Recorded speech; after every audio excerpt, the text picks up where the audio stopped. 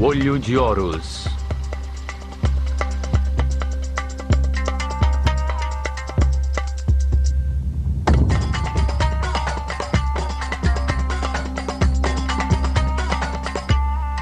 Décima parte. Philae, o princípio feminino.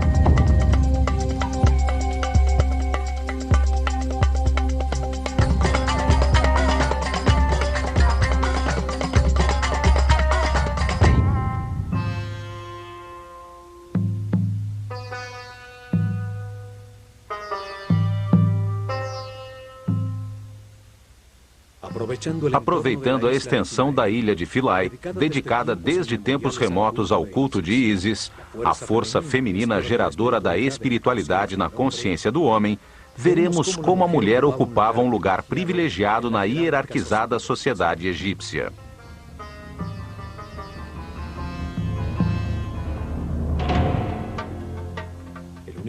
O universo egípcio estava fundamentado na dualidade, no masculino e no feminino, iguais entre si, responsáveis por gerar a ordem em meio ao caos, responsáveis por tornar o mundo cada vez mais perfeito, para depois conservá-lo eternamente.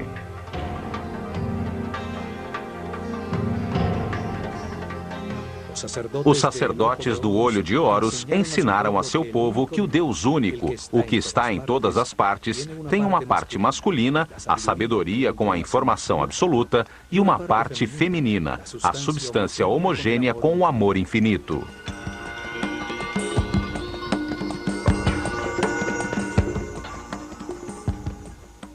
No topo do seu ordenado mundo divino, Atum, como era chamado esse Deus único, sabedoria absoluta mesmo antes da manifestação do universo, já tinha uma parte feminina, chamada Nun. Era a substância virginal, a matéria não diferenciada e homogênea, as águas ancestrais, o amor infinito. Atum e Nun, a dupla original, que se encontrava em repouso, ativa sua vontade divina, terminando o equilíbrio existente. Ao fazê-lo, transformam-se em Ptah e Sekhmet, o mesmo Deus único, porém com outras características distintas, pois sua própria vontade o pôs em movimento. Ptah, a parte masculina do Deus único, emite informação criadora, e Sekhmet, a parte feminina, a gera em sua substância de amor, manifestando-se o Fiat Lux, a energia e a substância radiante em movimento. Ptah e Sekhmet são o fogo multiplicador de tudo que foi criado. Eles geram outras duplas de divindades criadoras, as forças fundamentais, que foram chamadas Néters, extensão da causa primeira em um universo divino. A ação deste fogo radiante sobre si mesmo, sobre a substância amniótica original, gera Tefnut, a evaporação úmida, e Shu, o ar em movimento.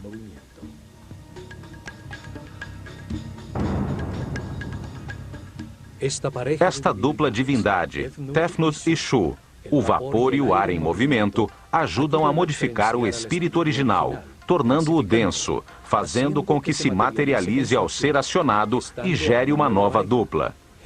Geb, a terra, e Nut, o céu. Desta forma, foram criados os mundos diferenciados no espaço, os reinos minerais sob forma de sóis e planetas, os sistemas solares e as galáxias.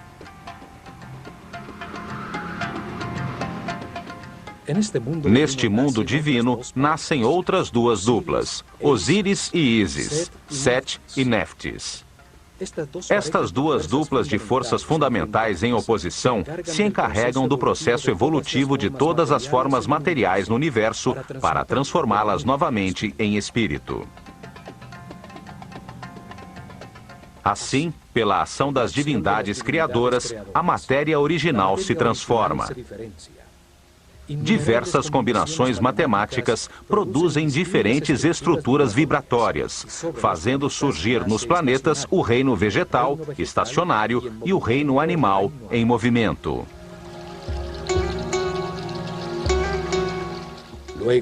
Depois, em outro ato de criação, o Deus único gera seu filho, a consciência do homem. Outra dupla, desta vez humana, formada por um homem e uma mulher, e com capacidade de multiplicar-se.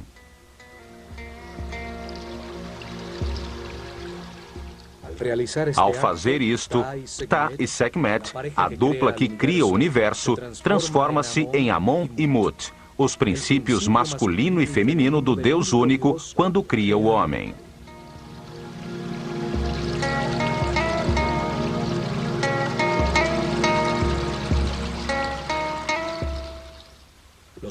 Foram feitos à sua imagem e semelhança, com a capacidade de criar em sua mente, de modelar e construir. Tem livre-arbítrio, para que ao compreender os resultados de suas decisões, se tornem sábios, num processo evolutivo que leva muitas vidas.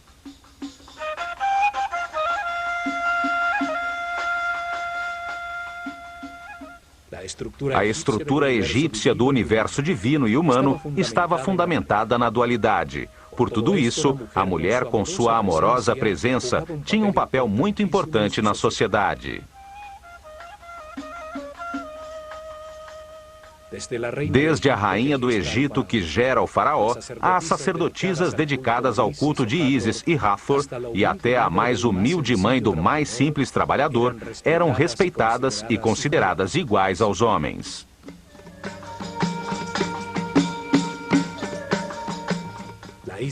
A ilha de Philae era dedicada a Ísis, a figura que, como mãe de Horus, simbolizava a maternidade. Ísis ocupava no coração dos egípcios o mesmo lugar que hoje ocupa a Virgem Maria no coração dos católicos. Após milhares de anos, ainda restam centenas de suas esculturas. Em muitas delas, Ísis aparece dando proteção e amor materno a um Horus recém-nascido, em uma pose que qualquer católico identificaria com a mãe de Jesus.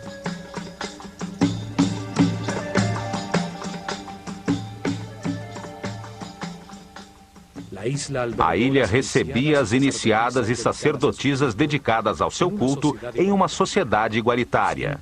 Centenas de mulheres chamadas Henmuet Neter eram responsáveis pelo treinamento musical, cantos, bailes e pelo toque do sistro durante os rituais em todos os templos do Egito.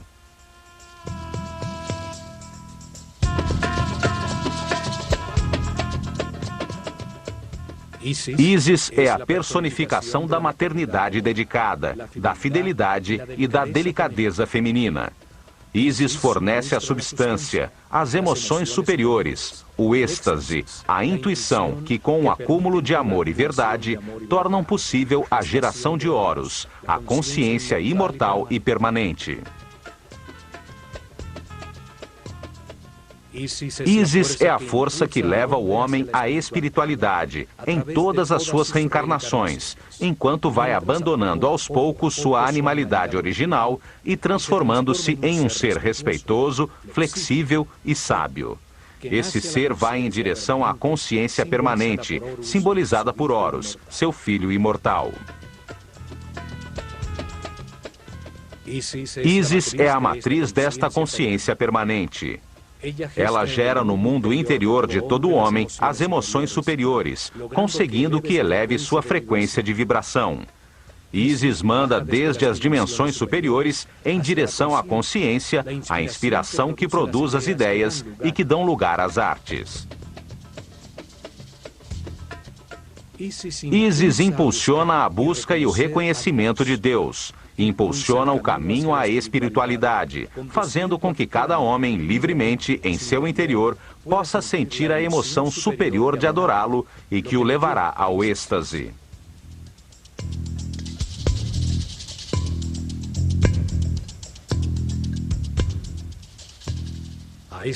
A esta força maternal do universo foi dedicada a ilha de Philae, uma ilha granítica no centro do Nilo, situada imediatamente após a primeira catarata, ao norte da Núbia, na fronteira entre o reino egípcio e o reino cuxita.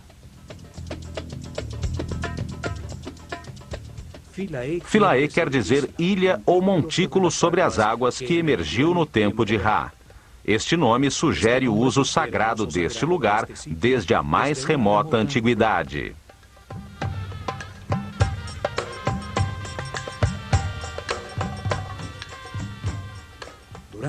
Durante milhares de anos, os belos templos ali localizados serviram como ponto de divulgação da cultura, da religião e da arte egípcia em direção à Núbia e ao Sudão.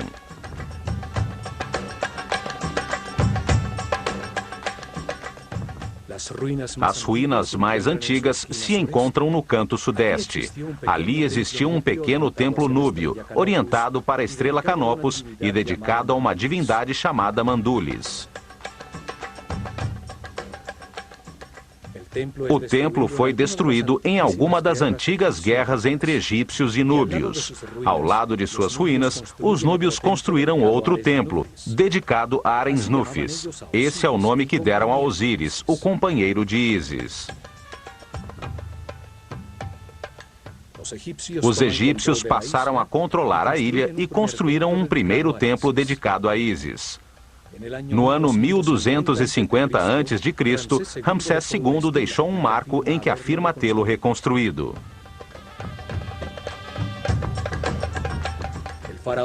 O faraó Taharka faz o mesmo no ano 680 a.C. e 120 anos depois, no ano de 560 a.C., o faraó Amasis mandou talhar as imagens de seu pílono. 300 anos mais tarde, no canto sul, Nectanebo construiu um pequeno templo. No ano 250 a.C., os faraós ptolemaicos, herdeiros de Alexandre Magno, decidiram reorientar o eixo do templo em 21 graus, para enfocar novamente a estrela Canopus, que tinha se deslocado com o movimento do sistema solar. Os templos estelares eram desmontados e reconstruídos a cada 300 ou 400 anos para enquadrar a estrela que estudavam, pois o movimento do sistema solar pela galáxia a tirava da orientação dos pílunos.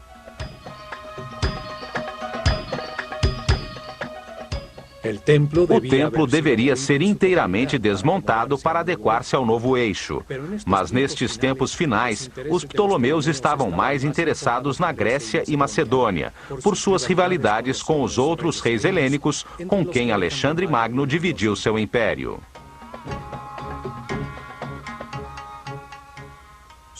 Sua localização em uma ilha tornava este trabalho ainda mais difícil. Por isso, decidiram construir um templo com um segundo pílono que enquadrasse adequadamente a abóbada celeste sem modificar o templo.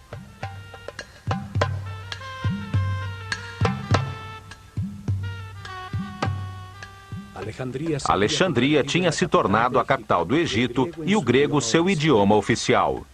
No ano 31 a.C., Cleópatra VII foi derrotada na Batalha de Actium. Com seu suicídio, o Egito caiu nas mãos de Otávio, que se converteu em Augusto, o primeiro imperador romano. Os imperadores romanos construíram outros templos em Philae. Trajano começou a construção de um pequeno templo que nunca foi terminado. Seus capitéis representam um feixe de papiros, sobre os que ainda se encontram uns cubos de pedra que nunca chegaram a ser talhados com a efígie de Hathor.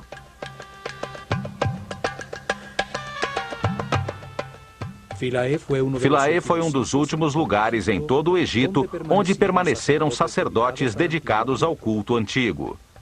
Ali surgiram seitas gnósticas que mais tarde, com o nome de Rosacruzes, maçons e Illuminatis, manteriam em segredo os conhecimentos egípcios. No ano de 553 d.C., a ilha, um dos últimos bastiões do chamado paganismo egípcio, foi dedicada a Santo Estevão e à Virgem Maria por um decreto do imperador Justiniano. No século XX, a ilha de Philae foi submersa pela represa de Assuan. Com fundos da Unesco, o templo e as demais construções foram desmontados, peça a peça, e reconstruídos na ilha Algíquia, a quem se deu a forma da ilha original.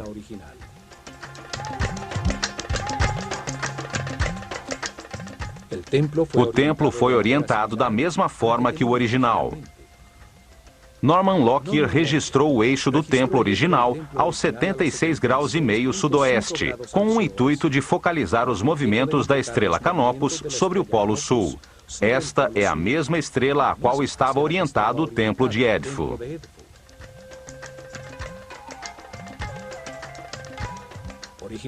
Originalmente, as duas torres do píluno enquadravam Canopus, a estrela polar do sul, aos 15 graus sobre o horizonte, durante milhares de noites. Uma nova confirmação de que todos os templos egípcios estavam orientados para uma estrela ou para o sol.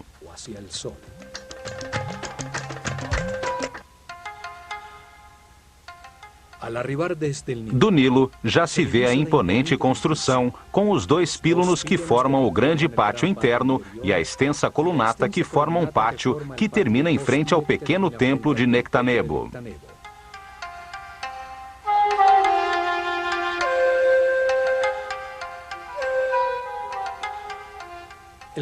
O grande pátio externo tem uma forma de trapézio pela disposição de uma colunata dupla, formada por 32 colunas construídas em um ângulo que se abre em direção ao templo, produzindo uma ilusão de maior profundidade. As colunas e um extenso muro que tem a distâncias regulares, uma série de janelas que se abrem para o Nilo, formam um imenso corredor. Todas as colunas são diferentes, como um conjunto de papiros. Seus capitéis floreados, de cores vivas, tinham diferentes formas.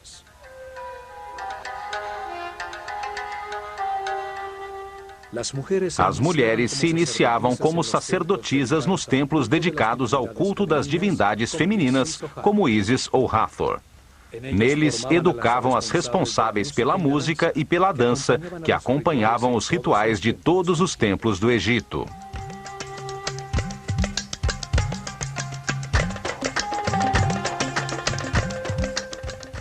As mulheres dedicadas à música, chamadas de Shemayet, podiam também servir às divindades masculinas e também transformar-se em escribas. Mas era a mulher a encarregada de tocar o sistro, cujo som acalmava as divindades e permitia que a mente do homem descansasse.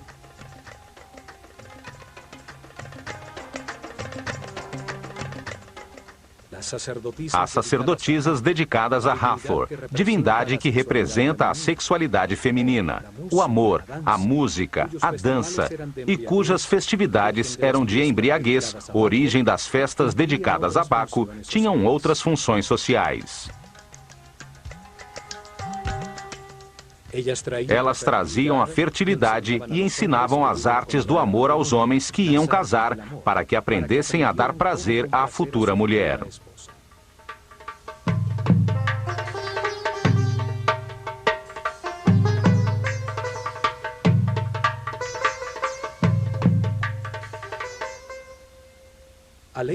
A leste, sobre a colunata do grande pátio, encontra-se um pequeno templo dedicado a Imhotep, o sumo sacerdote que construiu a pirâmide escalonada de Saqqara e deixou os planos e desenhos dos templos de Dendera e Edfu.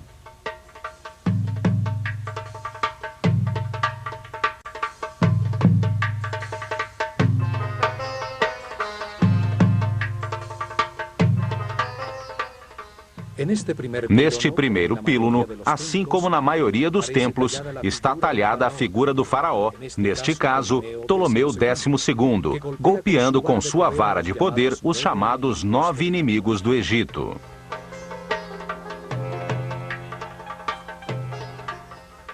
Era uma espécie de superstição gráfica simbólica que mantinha afastadas as forças do caos e proclamava a vontade do faraó, mediador entre o homem e a divindade, de manter a ordem no Egito e em todo o cosmo. O confronto entre a ordem e o caos é uma mostra da maneira dual como os egípcios encaravam o universo. Assim também o país tem duas regiões, o Grande Vale do Nilo, chamado de Alto Egito, e o delta em que se abre quando chega ao Mediterrâneo, chamado de Baixo Egito.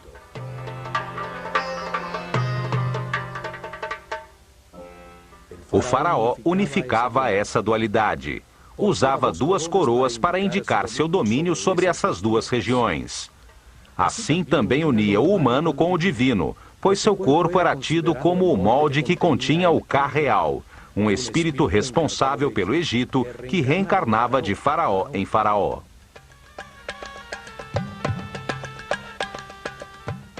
Por isso, o faraó, o mais importante de todos os egípcios vivos, representava o nível de consciência alcançado pelo povo durante seu reinado. Era como um Deus menor, ao ser sempre a reencarnação do espírito designado por Deus para manter o Egito organizado.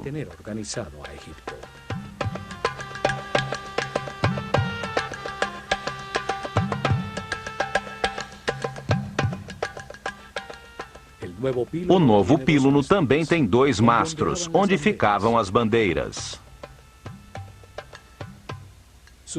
Suas duas torres deveriam ser simétricas, unidas em um pórtico. No entanto, aqui em Philae, a torre esquerda tem uma porta que leva diretamente à Capela dos Nascimentos.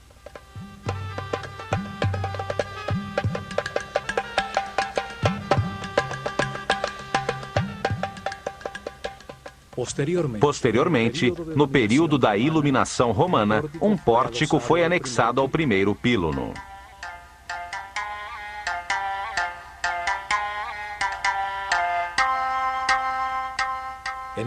Nesta capela, celebrava-se o nascimento das divindades e de seus filhos, como Horus, e a maternidade de Ísis, nas datas em que sua representação no céu, Sírio, reaparecia, anunciando o novo ano, o solstício de verão e a enchente do Nilo.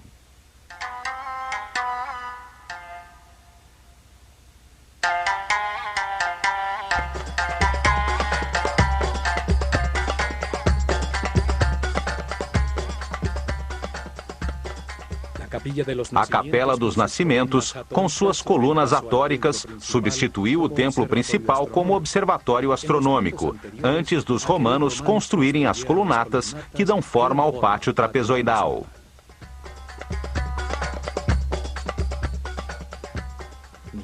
Nenhuma sociedade deu às mulheres o valor dado pelos egípcios. Sua sociedade era igualitária. Isto se devia à sua concepção filosófica de Deus.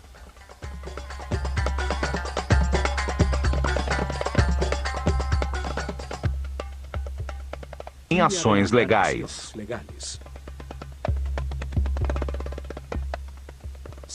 Não houve, no entanto, nenhuma mulher em função administrativa. Eram os homens os encarregados da manutenção da ordem. Era o faraó quem governava e eram homens os oficiais que administravam o império.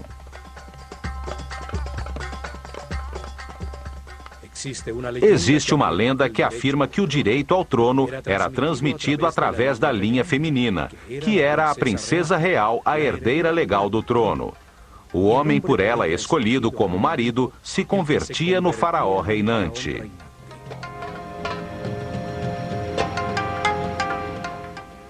Isto obrigaria todo rei, sem importar que fosse o filho de seu predecessor, a ter que legitimar seu direito ao trono, casando-se com sua irmã ou meio-irmã.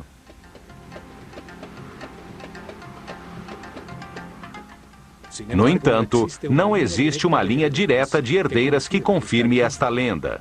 Sabe-se que os faraós eram polígamos e que as esposas principais de Tutmoses III, Amenhotep II e Amenhotep III, não eram de família real.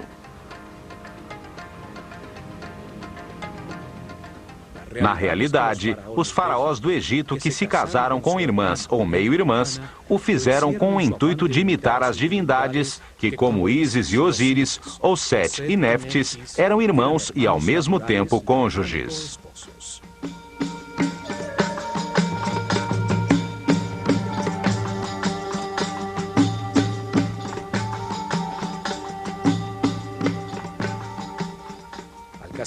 Ao casar-se com sua irmã ou sua filha, o faraó se distanciava dos súditos, que nunca se casavam assim, e se colocava ao nível das divindades, reafirmando seu direito divino de reinar.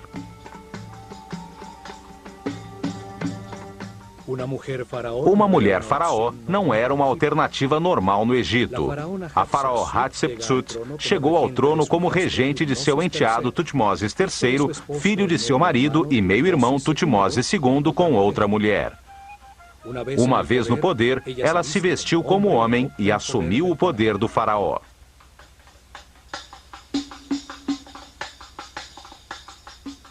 Após seu reinado, sua imagem como faraó foi sistematicamente apagada dos registros para eliminar da memória uma mulher que se apoderou do trono de forma imprópria. No entanto, suas imagens como rainha ainda continuam intactas.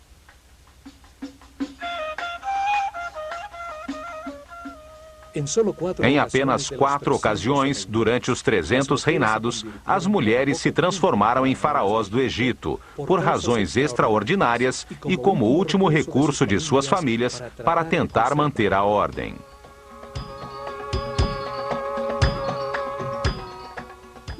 A primeira foi a rainha Nitiriket, que reinou ao final da 6ª dinastia, no começo do caos, que hoje se chama de primeiro período intermediário. A segunda foi Nefrusobik, em situação semelhante ao final da 12ª dinastia. A terceira foi Tausret, que reinou depois do caos causado por Moisés com suas 10 pragas, quando seu marido Sete II morreu afogado cruzando o Mar Vermelho. E a quarta foi Cleópatra, que matou seu irmão antes que o Egito se transformasse em província romana. Todas tinham em comum serem rainhas do Egito por terem se casado com o faraó e chegarem ao trono pela morte destes em circunstâncias extraordinárias.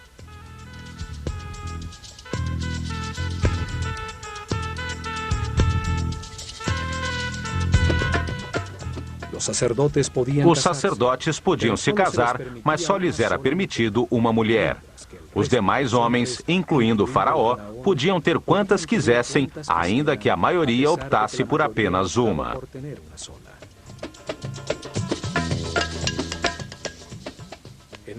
No Egito, existia a separação legal em caso de fracasso do casamento. O homem era obrigado a devolver todas as propriedades e riquezas que a família da mulher havia dado em dote, mais uma parte das suas para os filhos que tivessem tido. Para tanto, somente tinham que dizer, perante o sacerdote do templo e testemunhas das duas famílias, as seguintes palavras: Eu me separo de ti como mulher ou marido e me afasto de ti para sempre. Renuncio a meus direitos sobre ti. Que a vida te dê outro companheiro ou companheira no lugar a que queiras te dirigir.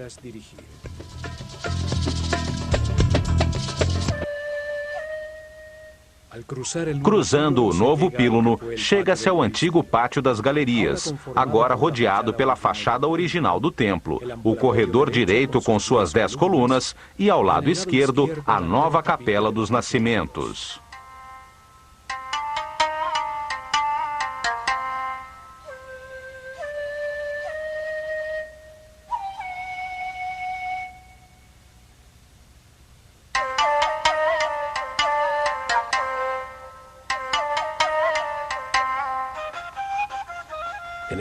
Neste pátio encontra-se o marco com o cartucho de Ptolomeu e Cleópatra, que serviu a Champollion para decifrar o decreto escrito em hieroglifos grego e demótico na famosa Pedra da Roseta.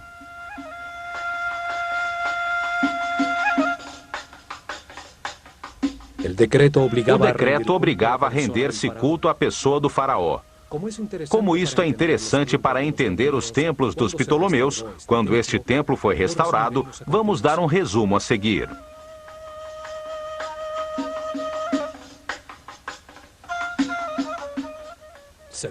Decreta-se que todos os templos do Egito devem destinar em seu interior, ao lado dos santuários dos deuses, um lugar que mantenha uma imagem em ouro do eterno rei Ptolomeu, o amado de Ptah, o deus Epifânio Eucaristos, diante do qual deve-se colocar a imagem da divindade principal do templo, entregando-lhe a arma da vitória.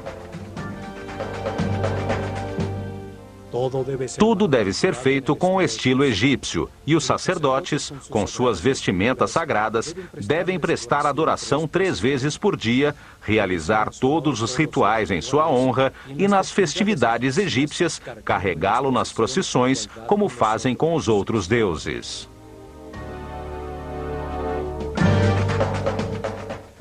Para os sacerdotes egípcios, o homem é um animal, até poder controlar conscientemente as condutas automáticas geradas pelo instinto. As reações automáticas do instinto permitem aos animais e aos homens ignorantes procriar, manter e defender a vida.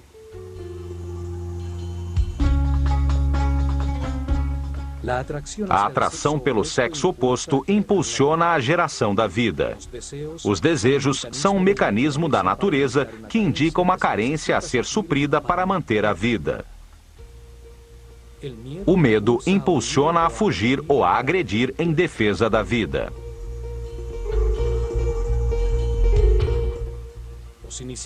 Os iniciados aprendiam que os instintos são uma limitação para a realização espiritual superior. A escola de mistérios tinha templos especializados em gerar consciência e dar o treinamento necessário para a conscientização sobre tais condutas.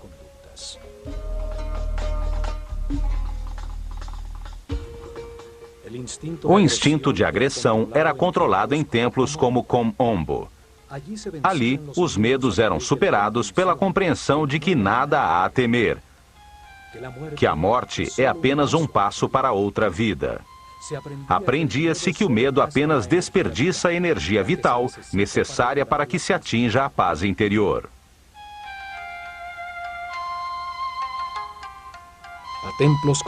A templos como o de Philae, dedicados a divindades femininas, iam os iniciados nos primeiros níveis, para serem guiados pelas sacerdotisas do templo, de forma a tomar consciência dos desejos gerados por seu instinto de atração.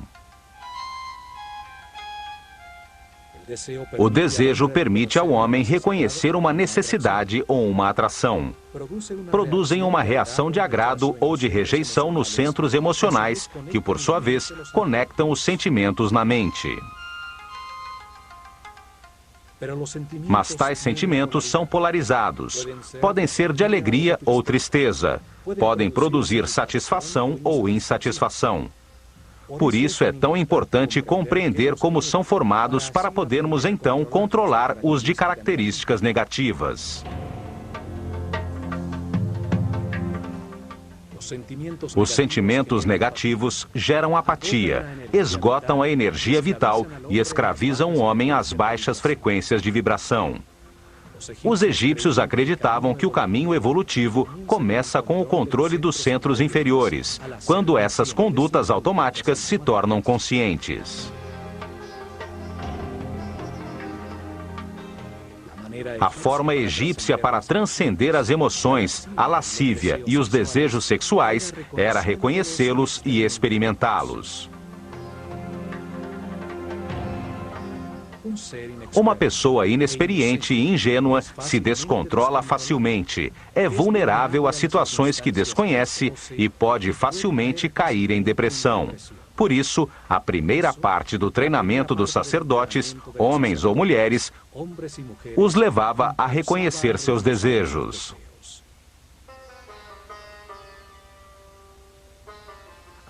Aprendiam que, ao ativar os centros inferiores e os sentimentos através do amor e da compreensão, o resultado para a mente é sempre de paz, harmonia e felicidade. O templo era considerado pelos sacerdotes como um modelo do mundo no momento inicial da criação. Nesse momento, Deus manifestou o universo, emergindo um pequeno monte de terra das águas do caos, de forma similar ao que acontecia quando as águas transbordadas do Nilo se retiravam todos os anos, permitindo que o Deus Criador aparecesse trazendo vida nova ao país. O acesso através de uma escadaria externa fazia com que o santuário se transformasse no montículo da criação, onde Ísis, a divindade deste templo, se manifestava dentro da estátua que a personificava.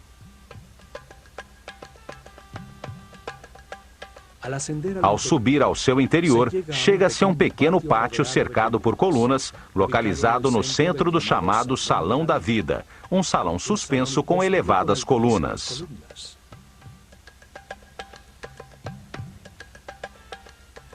Este salão suspenso em frente aos espaços interiores do templo representa o pântano no montículo original da criação, onde crescem as plantas e papiros simbolizados pelas colunas do templo.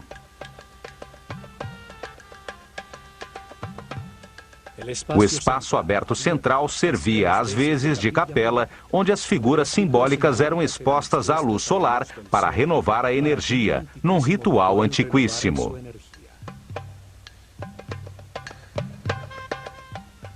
Aqui era homenageada a bondade do Sol por criar e sustentar o mundo, para renovar de energia as forças criadoras, as que impulsionam o processo evolutivo na consciência do homem, que devolverá a matéria a Deus.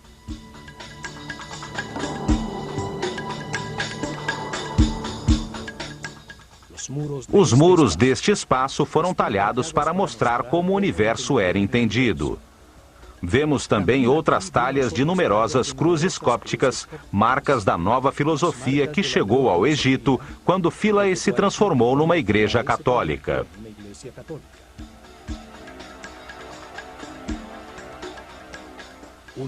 Uma nova forma de ver o mundo, que não apenas tirou o sentido da visão tradicional egípcia, mas que também a considerou aberrante e primitiva.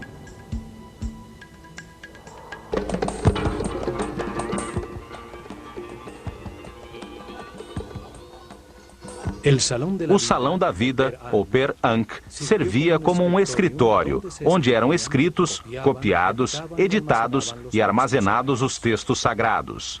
Ali eram feitas em papiros as ilustrações mestras que deviam ser talhadas nos muros do templo.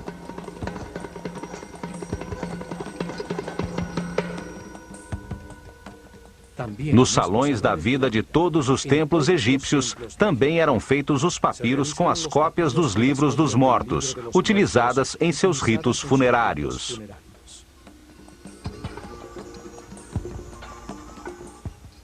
A Casa da Vida era o centro de ensinamento do templo. Teologia, arte, ritualismo, magia, astronomia e medicina eram aqui ensinados. A biblioteca, com os textos armazenados, serviu como modelo para a Biblioteca de Alexandria.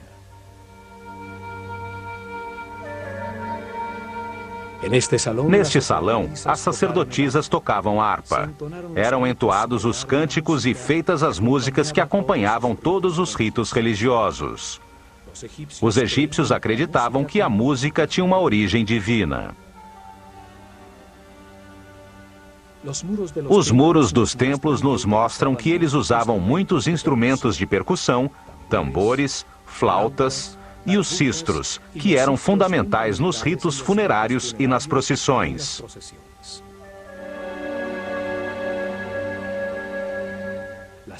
As danças, as músicas e os cantos estimulavam o Criador para que a fertilidade não fraquejasse, evitando assim que o cosmo retornasse ao caos.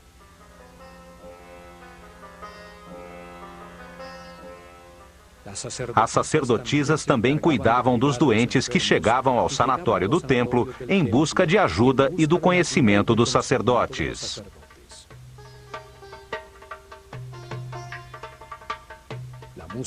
A música era usada como instrumento de cura espiritual e material, e as notas musicais eram usadas como medida entre a Terra e os planetas. Ao dançar, adorava-se a Deus, à força do amor, à felicidade, ao baile e à música.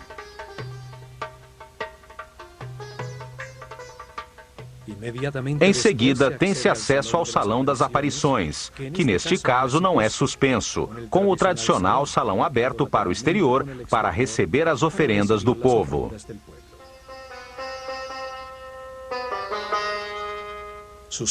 Seus muros contêm cenas que, como em todos os templos do Egito, não têm nenhum fundo. A interação do faraó com as divindades acontece fora do tempo e do espaço.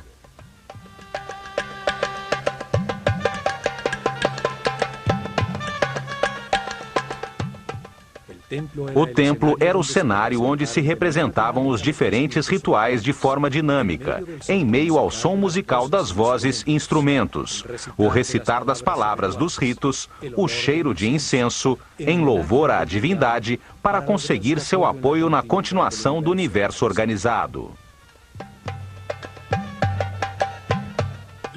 Havia liturgias diárias e uma série de festividades cíclicas, onde as figuras simbólicas recriavam os mitos em cerimônias no espaço sagrado do templo e procissões em barcas sagradas pelo Nilo em direção a outros templos.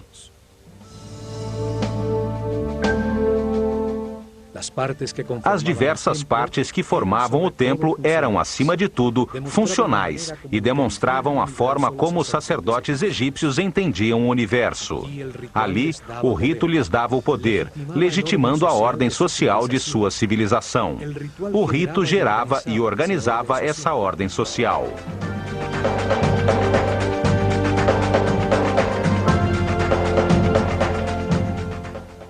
Depois, chega-se à Câmara das Oferendas. Do seu lado esquerdo ficava o Salão da Barca de Ouro, usada para levar a imagem sagrada nas procissões e festividades.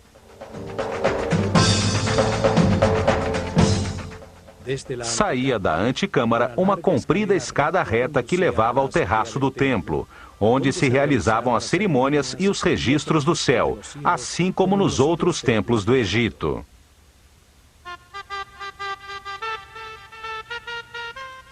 Talhados nas paredes desta antecâmara, vê-se o faraó Ptolomeu fazendo oferendas a Ísis.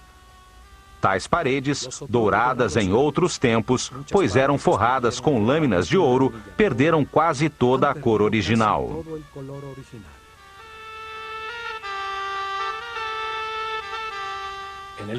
No ponto central do templo estava o Santuário de Ísis, que continha em seu interior um altar de granito com a imagem de ouro da divindade.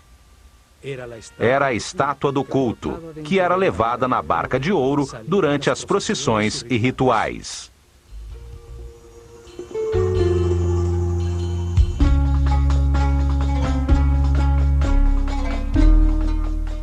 Ísis, a Virgem Mãe Egípcia, que concebe Horus de forma imaculada, tem sobre a cabeça um trono, uma cadeira simbólica sobre o chakra da coroa, onde se sentará a consciência permanente de todo homem e que reinará para sempre.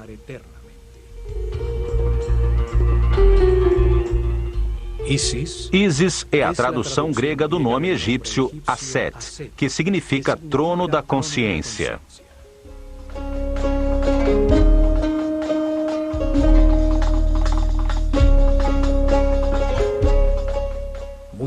É muitas vezes representada com um abutre sobre a cabeça, no qual se apoiam uns chifres de vaca sustentando um disco dourado. O abutre dedica-se tão somente às suas crias. Transforma em seu interior as substâncias em decomposição, transformando-as em alimento, em nova vida.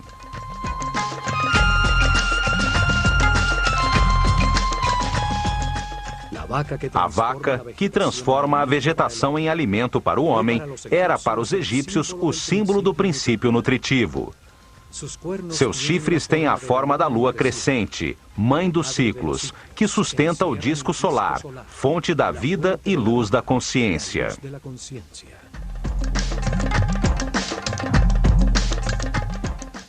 Este santuário simbolizava o respeito que os egípcios tinham pela maternidade, um respeito baseado na busca da ordem e do equilíbrio.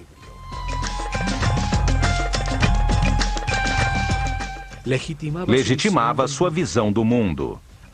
Este era o coração do espaço dos rituais, a casa da divindade onde o faraó ou os mais altos sacerdotes interagiam com a divindade, representando todos os homens.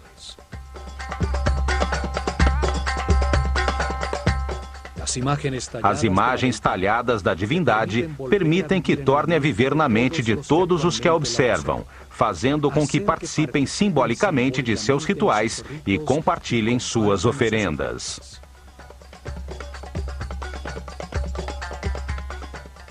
Esta é a herança que os antigos egípcios deixaram à consciência de toda a humanidade. A visão de um universo dual, um lugar onde se experimenta os contrastes polares para que se entenda a neutralidade.